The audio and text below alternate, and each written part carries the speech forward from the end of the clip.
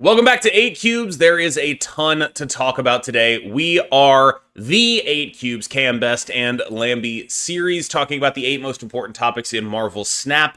Now, we are going to start with the new card, Dormammu. Dormammu is a 7/11, meaning it's normally unplayable in Marvel Snap games, but at the beginning of the game, it gives you the first step in a summoning ritual. The summoning ritual has 3 steps.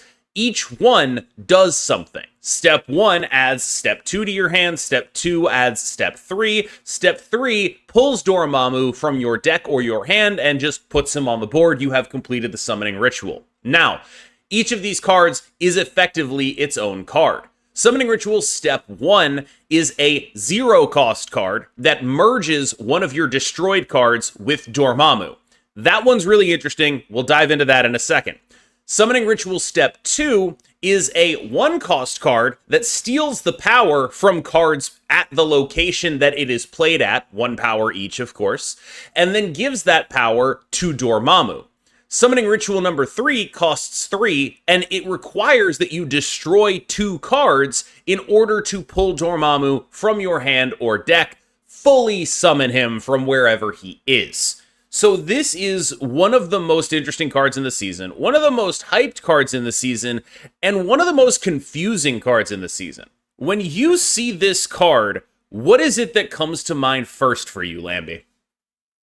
Okay, so I just want to say firstly that I think this card is like super lore accurate, right? Like you're sacrificing a bunch of things to the great Dormammu, and then he comes out. And based on the effects of the summoning rituals, he's meant to be kind of rather huge, right? Merge your highest power destroyed card, absorb 1 power from each of the cards here, add everything to Dormammu, and then pop 2 guys because it's a summoning ritual to bring out the Dormammu. 7/11 is like the base stats, but it's probably gonna drop at like maybe close to 720, like realistically, which is insane because it wins the location on its own. And since the ritual costs like 0 and then costs 1 and then costs 3, so in theory you spend like 4 energy to bring out the 720. Obviously, the first one you kind of have to destroy a card first, which is the interesting thing because I think summoning ritual 2 is super easy to use, right? You just play it, you just suck. It's like Silver Sable, Cassandra Nova, that kind of thing. I don't know. Yeah. Summoning Ritual 3, I guess if you build your deck around it, I mean, you can pop rocks, you can even pop squirrels, pop whatever. The funny thing is Summoning Ritual 1, right? Like when is the earliest you get to destroy a thing, right? Like if you look at classic destroy, it's like what? Play a 1-drop, pop it with Carnage. That's like the best case scenario outside of location. So yes, you get to spawn this 7, potentially 20 power guy randomly in the game, but how easy is it to build a deck around this is my question, because it feels like you have to play a destroy deck, right? But at the same time, you gotta put this exact 7/11 in your deck as well, which is 1 slot out for the destroy deck, which is already a very tight and highly contested deck. So I don't know, man. I think it's a really powerful card, but like I don't really know if the deck itself is gonna be powerful enough because it really is quite a bit of effort. Like it's really just step 1. Like step 2, step 3 probably is kind of easy, but step 1 feels difficult to achieve. Step 1 is what pushes this out of being a normal destroy card, I think, because it has to have the card in the graveyard to merge, right? So Deadpool doesn't work, Wolverine doesn't work, Sabretooth doesn't work. None of those are actually going to merge with it. And so you need to be playing like a Bucky Barnes deck. You need to be playing a deck where you're doing that, where it's like, I am destroying things for value. And that is a much less common card type than the regenerator type of card. Yeah, the Deadpool Wolverine stuff. Right? Yes, like Deadpool, Wolverine, Sabretooth, none of those are going to work. And the fact that it costs 0, that is good. Because if you don't get this happening by at least turn 4, if you don't have something to actually merge in the graveyard by at least turn 4, you can like set that up to happen on turn 4. You can play like 1-drop Venom and this, and then it'll merge with the 1-drop, like worst case scenario. So like that's really where a lot of the playability of this card is located, is in that 0 cost, which makes it more forgiving. Because if that cost 1, I think it would be wholly unforgiving. What's interesting to me is when you ask me what deck this wants to go in, I honestly kind of wonder if it's not like destroy Thanos. Like That is a deck that has a lot of things that you're happy to destroy, that you want to actually do that kind of destroy stuff to. It is a deck you can go that like Killmonger +0, right? On turn 3, just Killmonger +0. Yeah. And then it triggers then and there. Yeah, that makes sense actually. And like, I can't think, like, there has to be a mixture of fodder for all of the things it wants to do. Step 1 and step 3 both require fodder. And the kind of fodder that actually goes to the graveyard. And maybe there's a way to like just take normal destroy and put enough cards in it that actually makes sense. But right now you look at normal destroy and the things you're blowing up are always Deadpool, X-23 Wolverine. None of those count for step 1 of Dormammu. You need something that actually counts. So how the hell do we actually do that? How do we make it consistent enough that we're actually doing that? And I think it's possible it could fit in normal destroy. I don't know for a fact. I think Thanos Destroy makes a little more sense to me conceptually just because it gives you all of the fodder that you actually need to sacrifice to allow this guy to succeed. On the other hand, if you're playing Thanos Destroy, you're drawing a bunch of your deck, you might just be summoning this guy out of your hand instead of your deck. Like, there is that aspect as well. So I think Thanos Destroy is where my head goes to with this guy. That's not like a guarantee that that's where he's going to be forever, but it is like indicative of the deck building problems that this guy can create, despite being really cool and really interesting. I actually have a question about summoning Ritual Tree. So it reads, on review, destroy 2 of your characters here to summon Dormammu. Do we get to choose where we play the Dormammu, or is it like just I assume it summons him on the location you played Summoning Ritual 3. Okay. Yeah, so I guess there's some level of control there. So like you spend 3 mana on like maybe your final turn most likely to drop the. I mean, ideally in the Thanos Destroy world, it's like you do something crazy like Dormammu on like this location, and then you drop like a death or something on the other location. Yeah, that's a lot of power, right? So I guess because even if you get to complete the rituals and then summon Dormammu, your opponent kind of knows it's one location that's like one for you. So what about the other locations, So you probably have to like final turn do multiple things to make this deck work out as well. Let's talk a little bit about the cards that came out last week. Nightmare is the one that was generally incredibly well received. I tend to think that Nightmare decks, while popular, are not necessarily actually better in the 10s archetype than just the classic Surtur Scar version of those decks, but they are a sort of unique Arishem fusion of, sort of like a fusion of Scar and Arishem. It's a Scar-Arishem deck, where you have this vast sort of outcome possibility that is very difficult for people to play around. Unless they are comboing you, in which case they just ignore everything you're doing, right? And so you have this deck that I think is pretty good, but I'm not convinced it's making the archetype better, which is a weird dynamic. I mean, I still find it very, very hard to believe that a 3-1 makes your 10s deck better. But like that's why I guess I got this card a bit wrong, because people are probably playing it and then like reaping the benefits of it. But I think a lot of the time, probably a lot of the winning is just because you're playing very big cards. That's my opinion on this. And once in a while, when you don't have like the perfect curve of big cards, you just play your 3-1 and hope for the best. Yeah, I'm just it just doesn't logically make sense to me. But I guess the surprise factor wins cubes for sure, right? I'm still not a fan of this card at all, but I guess it's well received.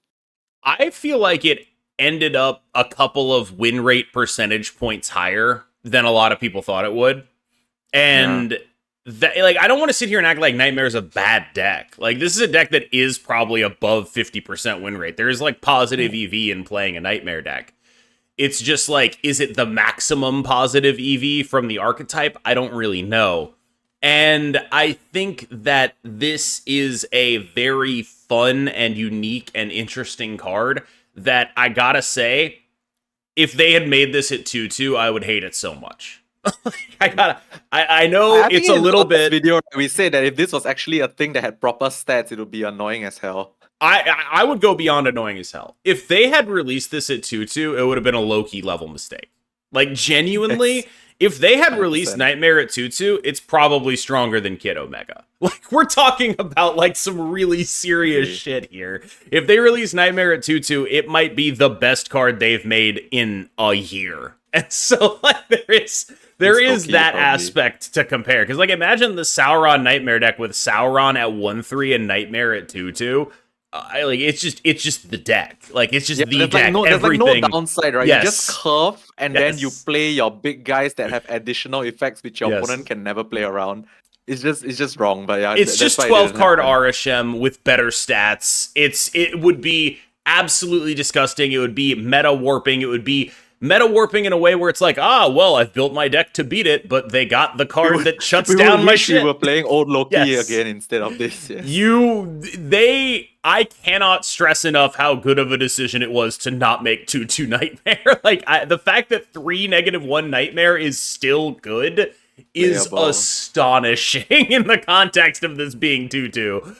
Great idea for them to not 2/2 Nightmare. Unfortunately, it's going to be overshadowed by the card we talk about next. I've made 2 full videos about Kid Omega on this channel. I think everyone who's watching this probably knows my overall thoughts. I'll TLDR them real quick.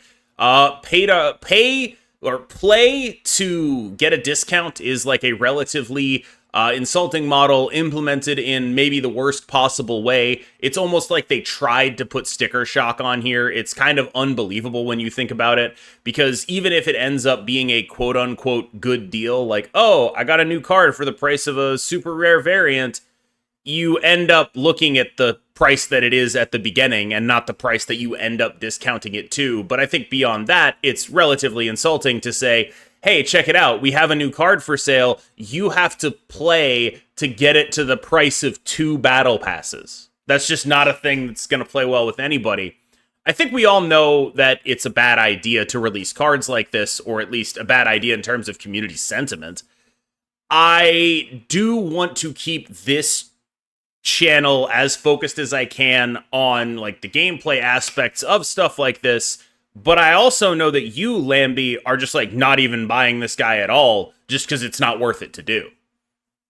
Yeah, I mean, I'm gonna wait for 6,000 tokens to get it. I mean, like, so personally, first, I want to talk about like this card, and then the deck that it's good in, and also like my decision. Because like, okay, so firstly, I mentioned previously in like the other video last week that I was never a fan of these like uninteractive like solitaire decks anyway. So the less I have to like see it and play it, I don't really care, honestly. But like it's a good deck. Like that Kid Omega Nimrod thing is the bane of mid-ranger's existence. And I like mid-range, you know. I like to play my stats, play my Galacta, my Gwen pools, my Zabu discounting my Galacta Gwen pools. Well, the Kid Omega deck, forgive me for saying this, but kind of just shits on that super hard because it's just uninteractable points, right? So the longer I can like delay my inevitable having to play this Kid Omega deck, the better it is for me mentally anyway. So I'm fine to wait. But I want to go a bit back to the whole thing you mentioned. Just one bit about the whole like how Second Dinner like push this card, which is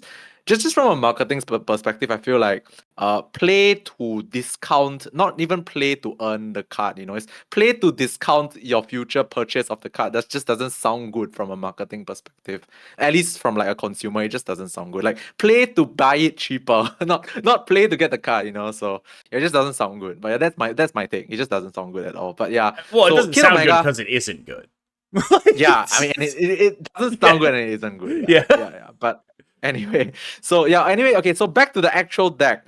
Kid Omega Nimrod. Why this is the bane of mid-range existence is also it's very difficult for mid-range decks to ever compete with this point output, right? Like even back in the day, just Shuri Nimrod pop twice on turn 6 is like 24 on 2 locations.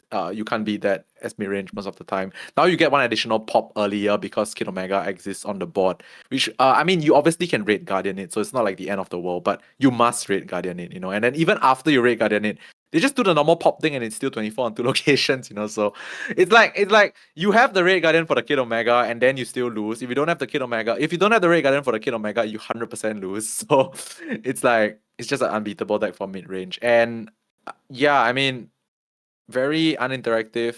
Not a fan of these kind of decks, but I know there are people that do. I mean, the Tribunal lovers will love this kind of thing. So that's just my take on it.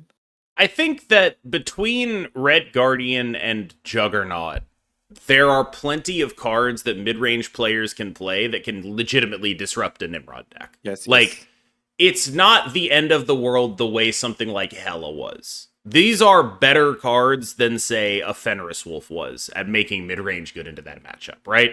They're better at that.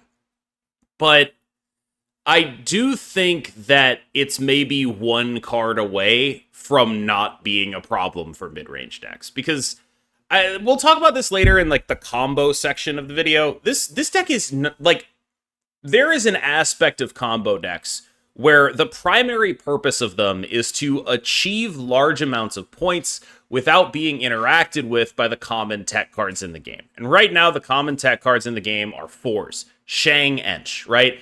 And it's not necessarily unfair to build around, I'm not going to get Shanged, I'm not going to get Enched, right? That's a reasonable thing to do, I think. But what these decks try to do is dodge as much possible interaction as can exist. And the Nimrod deck does not dodge as much interaction as Hela. It doesn't dodge as much interaction as Move Mounts. But it also has a very high point ceiling, such that, like, you are not ever going to be like, there are Hela games where you're like, oh, they only pitch like 1 or 2 things. I can actually stay here. It's never happening with Nimrod. Like, if they have it, you're done. You're out of here. Yeah. You don't compete with those numbers. I want to throw one curveball into that final point you made, whereby it doesn't dodge as much things as Hela, which is true.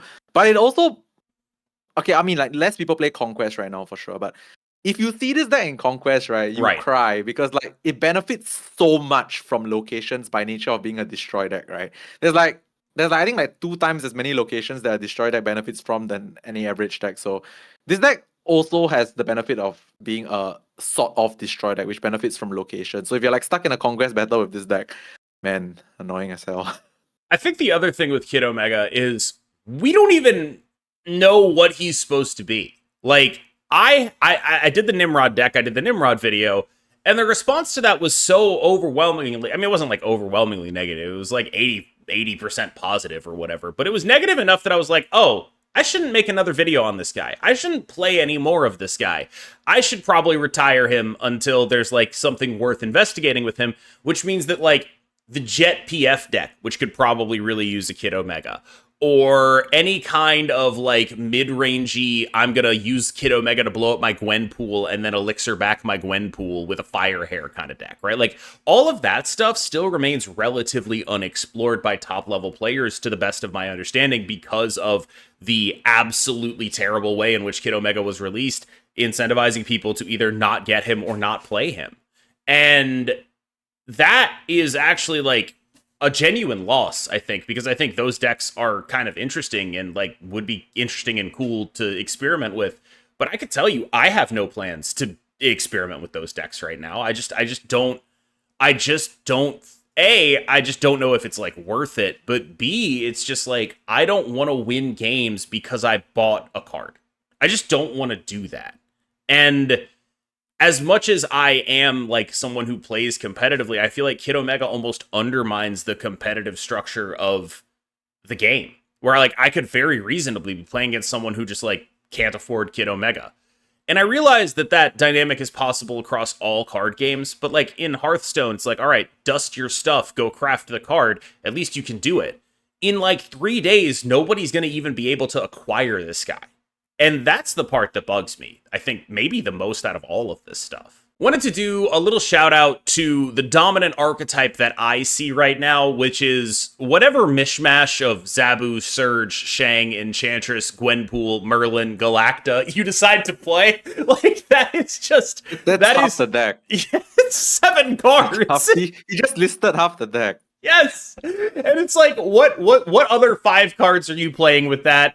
Go figure it out, right? Like, weirdly, the one of those that's a flex is, like, Galacta. Because, like, if you're playing Mysterio stuff, you're not really interested in her. But, like, Galacta, Zabu are the flexes. But, like, Surge, Gwen, Shang, Ench, not flexes at all. Like, not even close to flexes. Merlin is in all these decks. We have a section to him down below. I just wanted to say right now, right out, he's not as good as Iron Patriot or Sam Wilson were, and if you don't own Merlin, I think basically every Merlin deck, if you put Iron Patriot in, it will be maybe 1% worse. Like, Merlin is in all these... the werewolf one. The werewolf one is except the werewolf one. You actually care deeply about that. But, like, Merlin is a card that we are playing because it is good, and because all of its competitors mostly got nerfed. It's like a little bit better than Kate Bishop. It's a little bit better than current Iron Patriot. You're not going to lose out a ton if you aren't playing Merlin. I still think it's way better than Kate Bishop. You think it's way better than Kate Bishop? I really don't know. Yes, I rank Merlin so highly as a card. Like I think I'll die on this hill whereby I rank Merlin so high. I mean, I rank Merlin below Sam Wilson pre-nerf. Like I think I can agree on that right now. But like I still rank it above Iron Patriot. I think Merlin is just such a flexible card. But we'll talk about that in the Merlin section when we actually have him on the thing. As far as the tech deck, though, these are rarely the best decks for long, and I think in large part you have to look at the metagame and talk about why they are the best decks right now. Nightmare, 34-card Monty, all these decks that are just like, check out my bodies, I'm doing stuff, oh look, I'm playing a Thanos on turn 5, whoa, like, there's just kind of a lot of just like, I'm gonna do some stuff to ya. And also, there is a high level that these decks have of ability to create a real amount of points without actually devoting a lot to a real amount of points. Like, that's when we talk about the remaining 5 cards in these decks, those are almost always the cards that are creating points. Even Sarah is like doing Galacta Mysterio Hitmonkey. That's numbers. That's like numbers. Gwenpool Mysterio Hitmonkey. So your final turn is like Mysterio Hitmonkey and a tech card. That's a bunch of points after you play that Sarah. The other decks are doing things like Mysterio Sasquatch, or they're doing things like, various Galacta shenanigans to create their points, or they're doing things like I've seen the Mr. Sinister running around out here I've seen the Loki running around out here. All of this is glued together by Surge, by Zabu, by all of these discounts, various techs that people can choose to put in the deck. Like some of them are playing Mobius, some of them are playing Red Guardian. It's just a very customizable and compact points shell right now. These decks definitely have the ability to minimally invest in points and still have enough points to win, as long as one of their tech cards is relevant.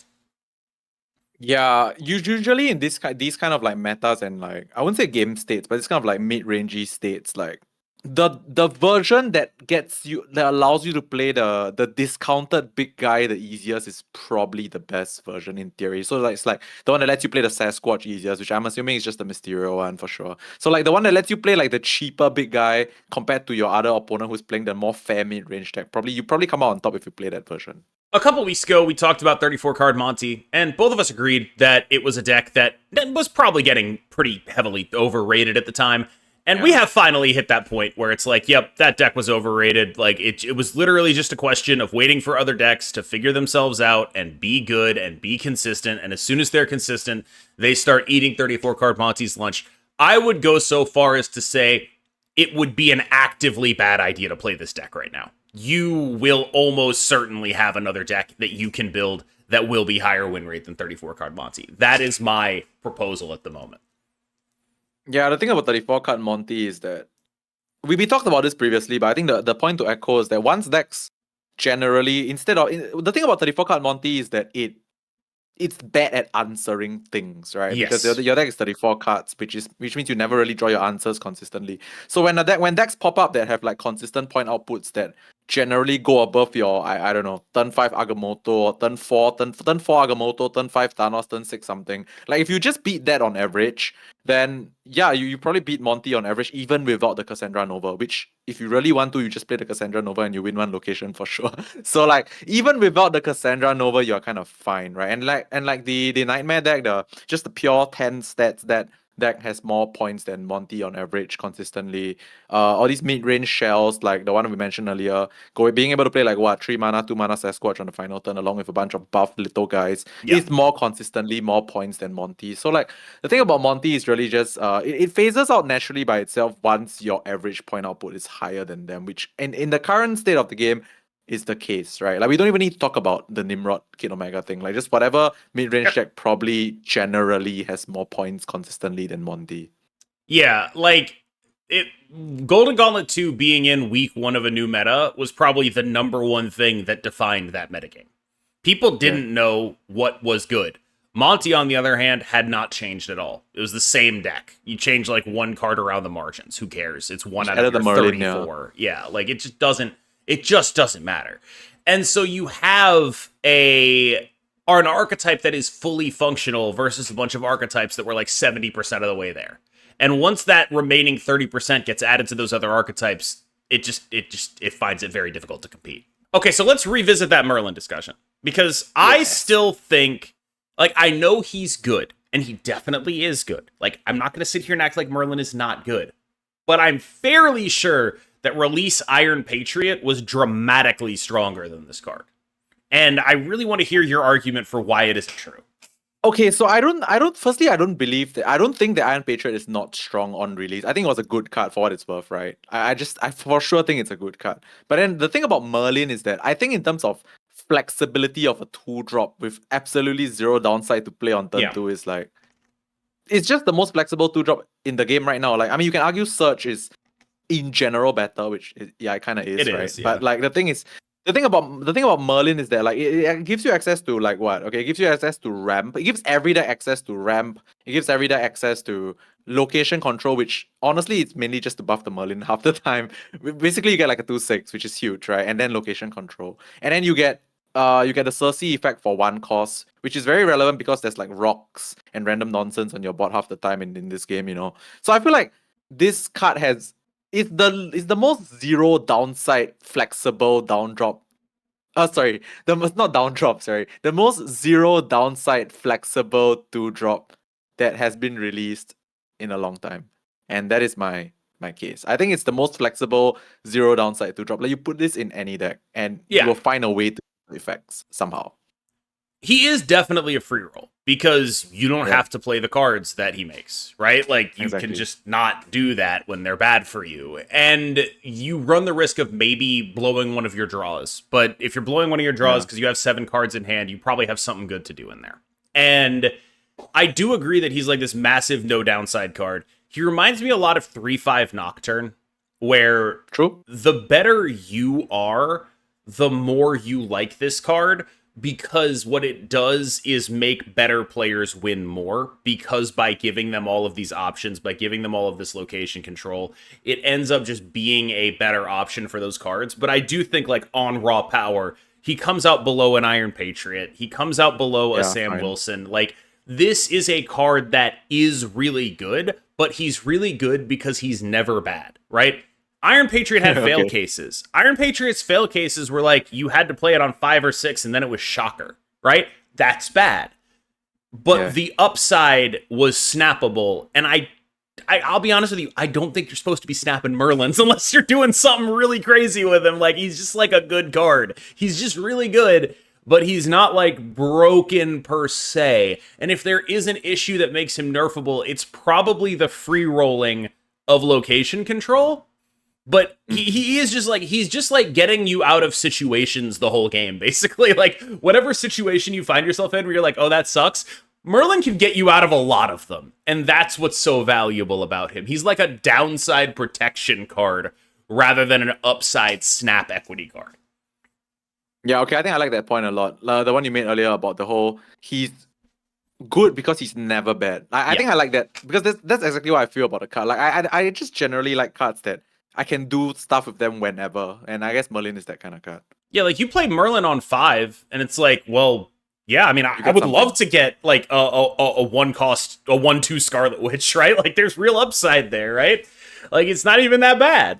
I wanted to talk a little bit about combo decks. I was having a conversation with a friend of mine, and it became pretty clear that we had different definitions of what I was talking about when I said a hella deck. So I wanted to break something down about how I think about combo decks along 3 major axes. So axis number 1 is, how many points does it make? In order for you to be a functional combo deck in Marvel Snap, you need to make more points than the dominant mid-range decks. That's just the baseline here. But it's important to also note, that's less points than you think. Like, those decks are making a decent amount of points. I think, for an example, look at the Batroc, Gwenpool, Galacta, Hydra Stomper deck.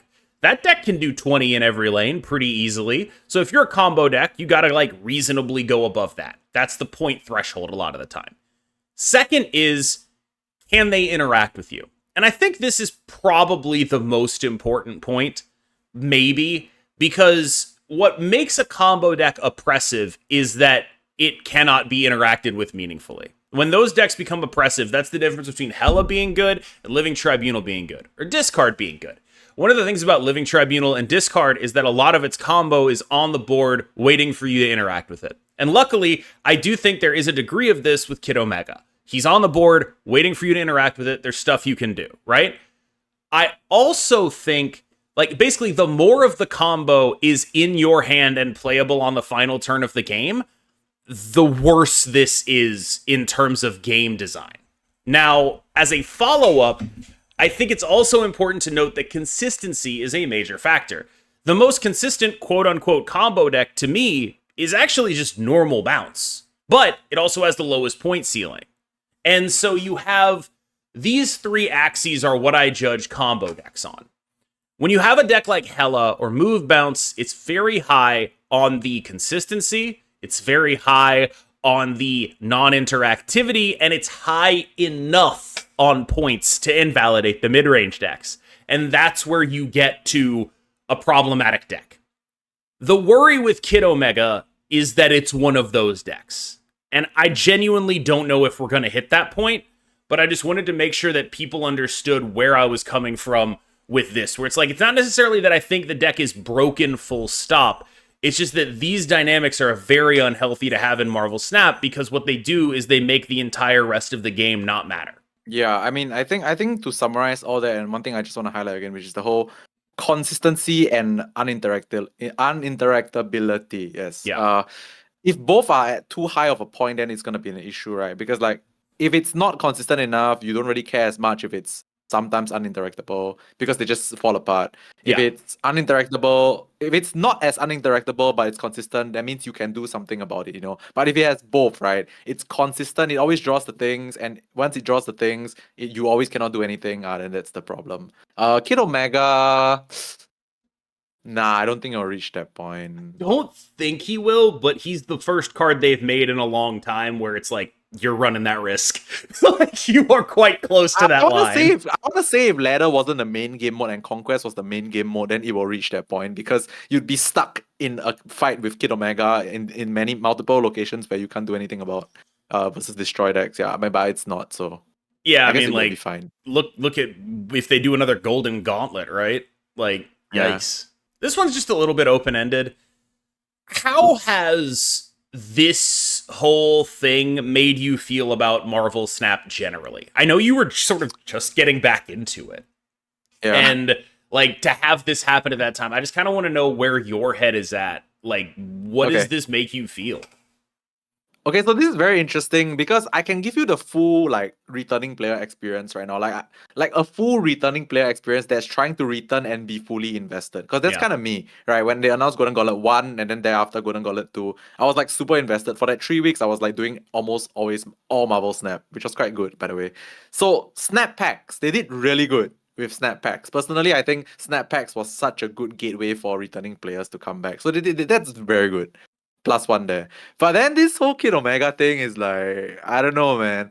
I feel like Marvel Snap, over its history of like 3 years, they've had situations whereby they will do something and they kind of know that, like, it might not be received well. I think they know, by the way.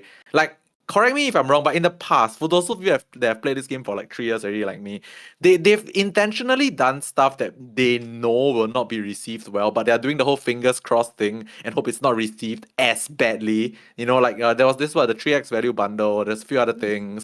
Then there's this one, Deadpool's Diner. There's a few things that, to me, when I look at it, right, like, I just know that it's not going to be received well, but I think they just kind of think that, like, they hope it's not received that badly, you know. And I think with the Kid Omega one, they pushed the button whereby they just hoped, and, like, they kind of knew that it would be received a bit bad, and it was received very bad. So I think they should stop this hoping, this, like, spray and pray thing. Like, they should stop, like, hoping that people don't see that it's bad, because we do see that it's bad. So it's kind of obvious. Like, I think you mentioned it above. You said, like, it's like borderline insulting. I think you're right. It's like borderline insulting. Like, do you guys really think that we cannot see that this is your intention? Because we can. You know, we've seen it since 3x value bundle. We've seen it since Deadpool's Diner, and now we see it very obviously in Kid Omega. The funny thing is the snap packs were so smart, so I don't know why they regressed to this after snap packs. Guys, correct me if I'm wrong. Snap packs was insane. It was for me. So No, I don't know why they regressed. I think anyone who disagrees that snap packs were good just doesn't understand what the system is. Which, in fairness, is largely on second dinner because they marketed the system as snap packs, which is not even close to what it is. Like it's just you have tokens and you can go get whatever card you want, and that's actually the good part of snap packs. The good part of snap packs has nothing to do with the snap packs themselves. There's absolutely nothing related there. Like, I do think though that like this to me feels like one of those, like, you know that SpongeBob thing where it's like, how many times do we have to teach you this lesson, old man?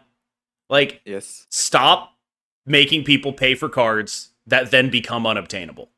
Just stop it. Stop doing it. Like, there is no world in which people are okay with that. The only aspect of that people are even kind of okay with is the battle pass. And the only reason people are kind of okay with the battle pass is because it's there and it's been there the whole time. And if you try to stack another thing on top of the battle pass, everyone starts to think about how awful it is that the battle pass has that dynamic. Like, instead of having the intended effect of a player, like, sort of, you know, the frog in boiling water as they, like, slowly increase the amount of things like the battle pass in the game, instead of having that intended effect, all it does is make everyone stand up and be like, hey, wait, this water's getting warmer. What's going on? Like, it's doing the opposite of what they would want it to do. And I just, like, beyond, like, the Kid Omega thing just being kind of awful generally, I think the optics on it are 99th percentile bad. Like, I think it's a bad idea that they also presented incredibly poorly. And so it's like, as much as I find it hard to split the idea of, like, okay, it's not that different from the Battle Pass, it is that different from the Battle Pass. And a lot of that is because of the presentation, right? Like, I don't have to go log in every 8 hours to get the privilege to buy the Battle Pass. I give them my $10. I get the Battle Pass. Full stop. And it's just like that is like the specific thing where it's like, I should not have to play your game mode for the privilege of buying a battle pass. That's just not, it doesn't make sense. And I think that is sort of ultimately where the greatest amount of anger ended up. I think there are players who are happy to buy multiple battle passes. I think there are players who'd be happy to spend $10 on a card. I really do. I just think that this presentation of it, they log on, they see they can't get it, and it's 9,000 gold if they want it right now. Like, you're front loading all the bad reactions. And I just don't know why you do that. Because, like, I think the premise of it is flawed, and I also think the presentation of it is flawed. And both of those things were wrong about what they did with Kid Omega. Yeah, I mean, I think I want to add a few more things, which is like, firstly, from a personal standpoint, I'm someone, like you mentioned, like people that are willing to spend on cards. I'm willing to spend on cards, like, that's for sure. It's just that I think this one is very interesting because it's so obviously not a good deal. You know, it's so obviously not a good deal to the point that like I said, it's borderline insulting, like, to the point whereby, do you guys not think that we know it's not a good deal? Like, we know, everyone can see it's not a good deal. So, like, there was this song that just played in my head when you were talking. I can't remember who sang it, but it was like, don't tell me you're sorry because you're not, you're only sorry because you got caught, like something like that. Oof. I forgot who sang that. Yeah, so it's like, SD, even if SD changes things from here, it's not, I personally think it's not because they think they are wrong, it's because they think that people are unhappy, so they need to quell the flames. Is that true? But in most cases, think that, but they didn't even compensate. Yeah, but the thing is, like, in most cases, when people apologize, it's always because they got caught, not because they actually feel they're wrong. You know, Jordan Sparks sang that song. I think so. But anyway, shout out to Jordan Sparks. All right, y'all. Just like a heads up, I personally do not plan to, like, quit doing Marvel Snap or anything related to this. Like, I'm going to keep this channel going, same cadence, keep my stream going, same cadence. But Daddy Ridiculous Hat came calling, and he was like, would you like to play some Hearthstone? I've got a bunch of creator stuff for you. Do you want to play some Hearthstone? And Daddy hooked me up. So there's a decent chance I might spin up a second channel chronicling my adventures there. Would you believe I still have a 10-star bonus in that game? I haven't played it in like 5 years. 11 was the one that you get. 11 is the one I should have had, but it turns out it decayed to 10 over the course of 5 years. Yeah, that makes sense. I think I have no idea what my Battle.net login is. I had to reset my password. I had to go through my 2-factor authentication in order to get into my Battle.net account, but I did do it. And so just, if you start seeing a new link in the description, that's what's going on there. It's sort of similar to how I approached KM Pocket, where it's like, this is bonus content, and we'll just sort of see how it goes. That's where I'm at right now. I know you already have the other game that you play. You were like up all week, really testing for a tournament for that you did really well in, right? Yeah. I'm playing for 75k next week, so it's kind of nice. But yeah, no. So I think everyone has like their thing. Like for me, I'm a competitive player at heart, so I always look for the next competitive venture, And like when Golden Gauntlet was announced, I was back. I was like all in for Golden Gauntlet. So I think for me personally, I want to keep doing 8 cubes also because I like Marvel Snap. Like despite everything I've said, right? Marvel Snap's gameplay is like the most refreshing thing I've experienced in the longest time. Like every other card game is just Hearthstone clone most of the time anyway. Marvel Snaps is unique and like I love it. So but the thing is, what keeps me going is the competitive aspect. So like if there's Golden Gauntlet 3, you'll see the streams fire up again for sure. But like regardless, I like doing 8 cubes. 8 cubes is, I like to talk to KM. Thank you so much. I've been KMBest. He's been Lamby Series. He's gonna take us out, and we'll see you next time. All right, like, comment, subscribe. We'll see you guys in the next one. Bye bye.